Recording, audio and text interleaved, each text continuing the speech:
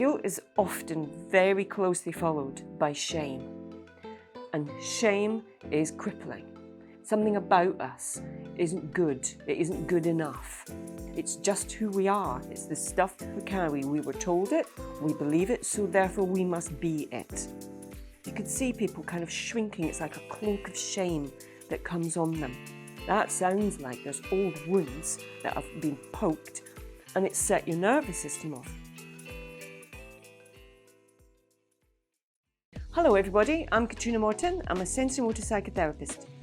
And today I'd like to talk to you about why so many people carry huge amounts of guilt and shame, because it can be really crippling. But before I jump into that, if you're enjoying these videos, then please give us a like, subscribe to our channel, because it really helps us get our message out there to loads more of you.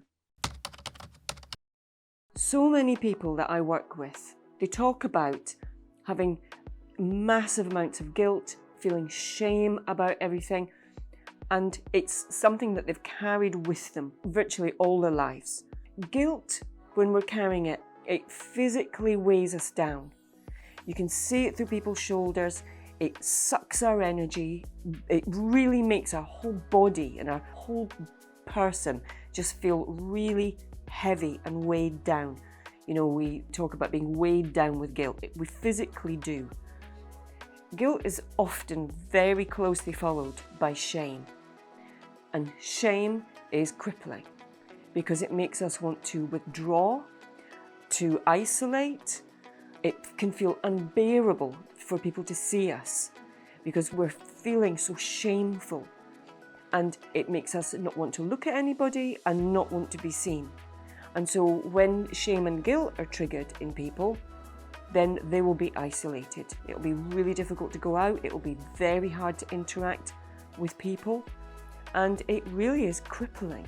Our heads will helpfully join in with all kinds of negative narratives about why we feel like this, why this is the case. Often stuff that we've been told that we've brought from our past, that we're terrible people, we don't deserve anything nice, nobody likes us. We're really undeserving of everything because we feel so bad with the guilt and the shame. And they're very difficult things to just throw off, to lift. We have to look at where it's come from, how it sits in the body, so that we can start to make sense of why we feel like this. When things have gone wrong, when we've been in trouble, or, you know, if there's just chaos and unease within the house, then it's too complex for us when we're little. It's inconceivable that the adults can have flaws. Even if we have a bit of a kind of sense of it, it's too much and it's too scary. We have to believe that the adults are in charge and they're going to look after us. And so we assume it's us, it's something that we've done. Even if there's absolutely no way that we could be held to blame, we feel like we've done something wrong. Worse if we've been told, you know, what have you done? What are you doing? This is your fault. Look what you've caused.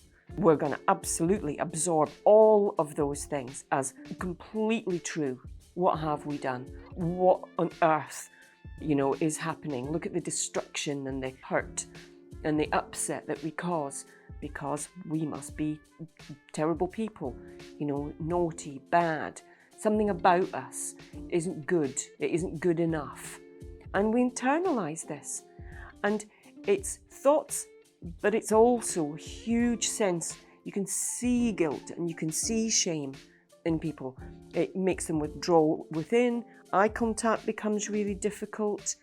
It becomes really hard to kind of hold your head up. You can see people kind of shrinking. It's like a cloak of shame that comes on them. And we carry this through. It's very difficult to challenge our belief systems because they're so normal. We believe them. We make them true. And it becomes like breathing. It's just who we are. It's the stuff we carry. We were told it, we believe it, so therefore we must be it. And it often isn't until people come into therapy that these things can get unpicked and challenged. very often in therapy, it's the first time that anybody's able to voice this, because it's even really difficult to just say these things out loud because they feel so awful inside. We don't want anybody to know, how awful we are, and so we keep it hidden. And we create masks and coping mechanisms in order to manage and to function in life. These things are like wounds within us.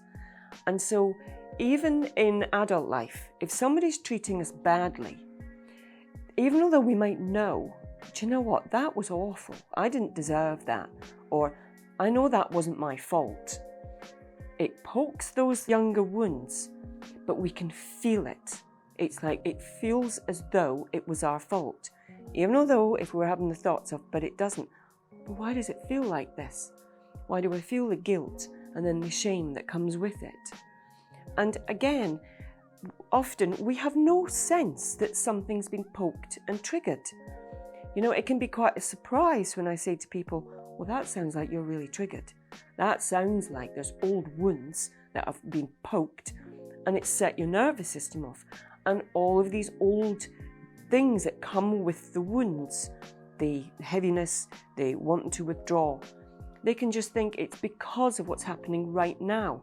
This is the way it's making me feel.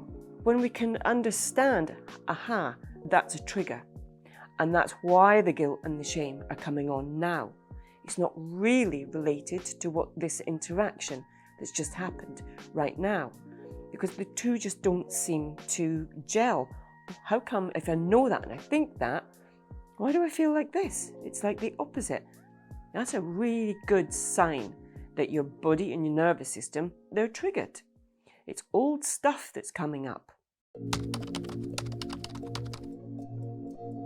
It's really important when we're in therapy and out and about to learn to recognize how we know that this is the younger part of us.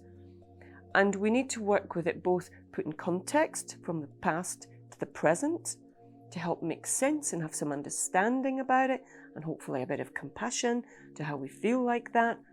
And also that this isn't really ours. It's old stuff. And we have to be able to work with the body, because the body's the place that we're feeling it. You can see it in people. And there's a whole load of different ways that we can work physically with the guilt and the shame. One is to begin to really notice, well, what is happening in your body? Where is this heaviness coming from? Is your core collapsed? Does it feel like it's just lost all its substance and can't support us? Or does it feel like there's a weight pushing forwards in your back through your shoulders?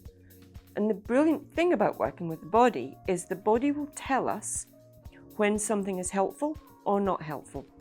So, for instance, if we're feeling this heaviness, okay, well, I wonder what will happen if we just go with it. If we say to the body, okay, I can really feel that. What happens if we really increase that heaviness and we put our hands on our shoulders and we press down and we take the weight from the outside so the internal heaviness doesn't have to do it? What's that like? As you feel that weight, if you allow your body to really go into this, and then when you let it go, does it feel like it's a bit lighter, or does it feel like it's even heavier? We don't need to be geniuses. The body will tell us. If the core is really collapsed, well, what happens if we just give it some support? Put a hand on here and a hand on here. What do we notice? What do we notice about the strength of your core? Does it feel like it's coming up, or does it feel like it's going further down? What happens if we give it some chi energy, or we just hold our hands out here if contact is too much, so we can have that sense that we're there but it's not too close? Again, it's the messages, the reactions that we get from the body that tell us, are we on the right lines? Because this guilt and shame is really important. It's like, this doesn't belong to us. This was put upon us and given to us, and we've carried it all this time. And it's really easy when we have this for people to shame us, to make us feel guilty about things that actually weren't our fault. And it makes it so easy for people to give us even more because we're so used to carrying it. And we don't know we're doing it. It's a kind of energetic thing and an unconscious thing. But we feel it and we can see it in people. And so in order to be able to really work with it and get that observer on board as to what's happening, what's helping, it then enables us to observe when someone's trying to give us something that doesn't belong to us. And we can either just choose not to take it, to let it whoosh past, or to energetically just be able to give it back. No, that doesn't belong to me. You know, I'm not going to hold that guilt. The other thing that we can do is to really talk to those wounded places. And that can be really helpful, and it can be a missing experience, a missing piece. Something that wasn't able to happen at the time, but was really needed in order for us to feel better. That can look like, so when you're sensing into your core, when you can feel that trigger coming on, and you can feel your core, just for example, disappearing and collapsing in on itself, to be able to feel that collapse and to say to those wounded parts of us, I can feel you pulling away, I can feel you kind of moving inwards and disappearing, and I'm here to tell you it wasn't your fault, that you're not doing anything wrong in this moment, and that we're going to see if we can try and help. Not because this is a wrong thing to do, it's just a reaction. It's just the only way that our body knew how to cope with all of the things that were coming at us at the time. And they become patterns and just ways of doing things. We don't think about them, they're unconscious. They just come on. And if they're traumatized, wounded parts, they just like click in immediately, and we're often totally unaware that this has happened. And it isn't until a therapist will say, I'm noticing, you know, your posture as you're talking about this. Can you notice how your position has shifted? And then people are able to go, oh yeah, it really has. And so we say to the heaviness, we don't blame you. You didn't deserve this. It wasn't your fault. Whichever phrase feels like it fits best for you. It's not for me to tell somebody what they should be speaking to, just so long as it's kind, just so long as it's understanding. And those wounded parts know that we're not just repeating the same old thing. Oh God, I've got this heaviness again. Look what I'm doing wrong. No. Oh, I can really feel that heaviness. Wow, it really weighs through my body. It takes all my energy down. It's really hard to have any kind of sense of myself, to hold my head up, to have energy even to do anything. And so we work with the body. We let the body tell us what works and what doesn't work. And so we get a little kind of checklist of, so when that starts coming up, this is what I'm going to do. And the feelings, the emotions that go with it, they lift as well. So we work with everything together. We don't separate them all out. We work with emotions, feelings, body sensation, thoughts, so that we can have a different outcome and a real understanding of where this has come from, how it impacts us, and what we can do about it in a very compassionate, helpful way. So I hope that's been helpful, useful, and if you've enjoyed this video, give us a like, subscribe to our channel, and I'll look forward to seeing you again very soon. Bye-bye.